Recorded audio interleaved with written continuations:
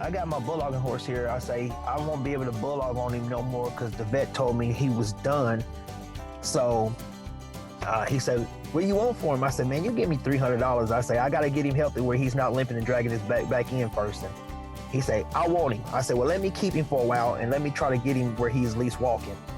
And so my girl comes and she says, "You know what? Let's put him on some summon and see how this works." So she orders a loading dose, and she gets the loading dose and she gives it to him. After the third dose, he wasn't limping no more. And I'm like, so I get to the barn, I feed up every morning and every evening, and I'm looking at him walk across there. I'm like, dang, this sucker's not limping anymore. So I just like, I'm turning him out. I wasn't gonna get on him for the rest of this year at all. So the next following week come, and I give him his fourth dose, and she called me and said, "The boys want to ride the horse. He's not limping no more." I said, "Well, throw the saddle on him and take him down the road to see how he gets down." And so she calls me later on and say, "He's not limping."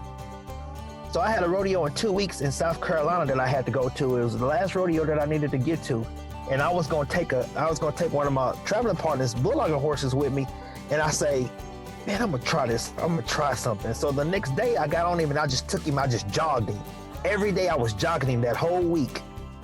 That whole week I was just jogging him and he wasn't limping. So the next following week I was gonna leave out on that Thursday, and I called one of my boys that he wasn't going, and he say, "Tip, get that sucker some Butte and Banamine and take that sucker down there and see what he do." So I said, "All right, I'm gonna take him to South Carolina." The first time that I ever rode him since she told me I wasn't gonna use him anymore. Man, I got down there and this sucker flew by this steer and let me off, and I looked at the back when I got up and he was back there bucking. And I was like, my mouth dropped. I was like, unbelievable.